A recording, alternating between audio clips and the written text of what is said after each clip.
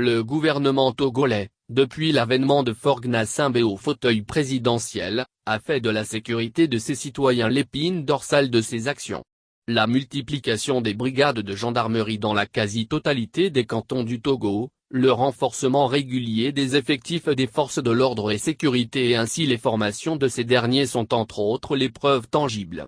Ces différentes mesures qui sont à applaudir contrastent malheureusement avec certaines attitudes sur le terrain qui laissent un goût amer dans plusieurs localités. La gendarmerie nationale togolaise, faut-il le rappeler, est une branche des forces armées. Son rôle est d'assurer la protection des personnes et des biens en zone rurale, la surveillance des routes et des voies de communication et de participer au secours des populations sinistrées. S'il est vrai que cette unité fait un travail très professionnel, il n'en demeure pas moins vrai qu'elle comporte en son sein des brebis galeuses qui ternissent l'image de la corporation. Dans beaucoup de milieux ruraux de la région des Savanes notamment, la collaboration tant souhaitée entre population et forces de l'ordre demeure une sinécure, les seconds étant devenus les bourreaux des premiers.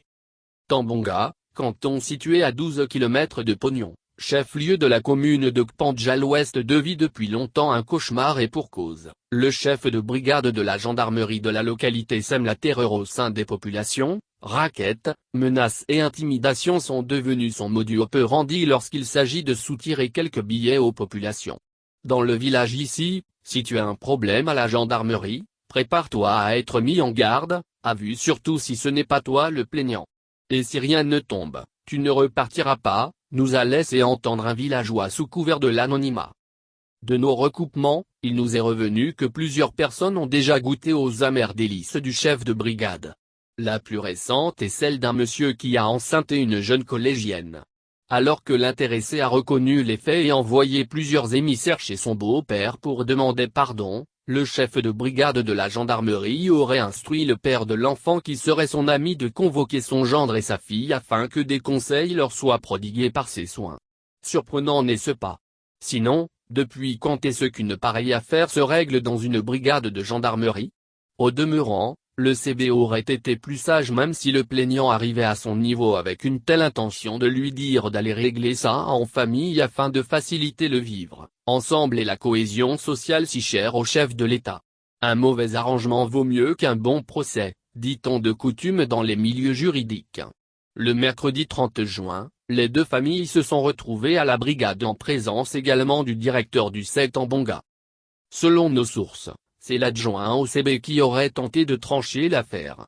Celui-ci, dans ses propos, aurait demandé au père de la fille d'être tendre à l'égard de sa fille et surtout de la reprendre en famille. La fille était déjà chassée de la maison, car aucun parent ne saurait renier sa fille pour n'importe quelle raison que ce soit. Il aurait également demandé à l'auteur de la grossesse d'assumer entièrement ses responsabilités à l'égard de la gestante.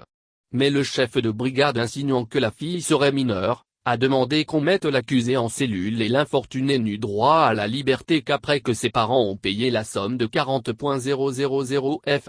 D'après nos informations, la fille serait déjà au-delà de la vingtaine puisque l'actuelle pièce de naissance qui lui attribue 16 ans a été obtenue par jugement une fois que l'auteur est arrivé au Togo. Il convient de rappeler que celle-ci est née au Burkina Faso et dispose d'un acte de naissance établi là.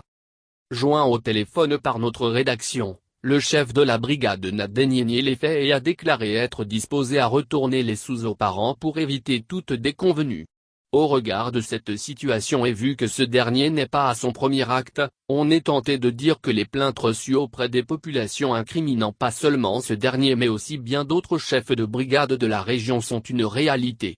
De Kourientré à Tambonga en passant par Borgou et Korbongou, plusieurs cas de raquettes ont été signalés mais restent à élucider en tout cas. Ceux qui en ont la responsabilité ont maintenant la puce à l'oreille. Le CB de Tambonga, selon d'autres sources, aurait déjà reçu 50,000 F de la part d'un maître mécanicien dont il avait capturé l'apprenti pour des raisons ridicules. Heureusement que l'apprenti avait pour oncle maternel un gendarme à la retraite et ce n'est que grâce à l'intervention de ce dernier que le CB aurait retourné tranquillement la somme perçue. Au lieu de s'occuper de la protection des citoyens, certains chefs de brigade et leurs éléments se sont transformés en bourreaux dont les victimes sont les pauvres populations. Des conflits fonciers aux problèmes conjugaux, certains gendarmes ne semblent pas reconnaître les limites de leurs compétences.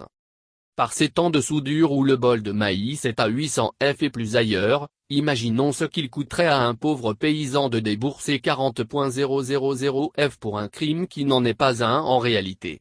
Il faut surtout déplorer que par ces actes, le chef de brigade donne un coup d'accélérateur à la déchirure du tissu social car le conflit est ouvert entre un beau-père et son gendre. Vivement que des mesures soient prises pour mettre hors d'état de nuire ces gendarmes indélicats qui ternissent l'image d'une corporation composée en majorité de personnes honnêtes, intègres et rompues à la tâche, prêts à défendre la patrie au prix du sacrifice ultime.